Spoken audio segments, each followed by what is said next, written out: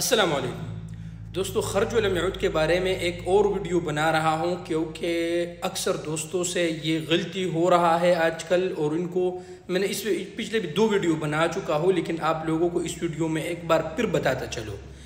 देखिए दोस्तों, छुट्टी का जो कानून ख़त्म हो चुका है उसमें कुछ कवानीन हैं। ये नहीं है कि आप जाए, अगर आपका छुट्टी बाकी है, आपने 6 महीने छुट्टी लगाया और 3 महीने के बाद आपने दूसरे वीज़े के लिए अप्लाई किया तो आपका वीज़ा नहीं लगेगा, आपको उसमें नुकसान होगा।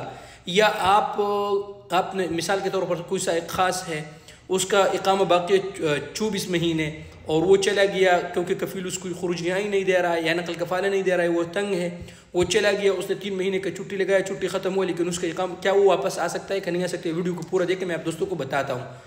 देखिए दोस्तों, इसमें जो मेन 2 शराइत है कि तब आप आ सकते हैं जब आपका छुट्टी ख़त्म हो। सबसे पहले शर्त यह है कि आपका छुट्टी ख़त्म होना चाहिए, एक शर्त।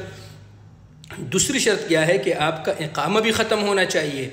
मिसाल के तौर पर आप 6 महीने के छुट्टी पे गए, 6 महीने के छुट्टी पे आप गया, उसके बाद आपका इकामा भी साथ में, यानी आप उधर ही रह गया और आपका इकामा भी साथ में ही ख़त्म हो गया उधर, तभी आप नए वीज़े के लिए अप्लाई कर सकते हैं। तभी आप खर्ज वल मऊद के कानून के ज़ुमरे में नहीं आएंगे, आपका वीज़ा जो है ना लगेगा।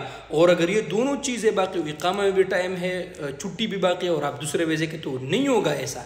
तो ये 2 मेन शराइत है, अगर ये नहीं हुआ तो फिर आपका वीज़ा नहीं लगेगा। इसलिए अगर आप जब जाना चाहते हैं तो कम से कम आप ये देख लें कि इकामा आपका कितना बाकी है।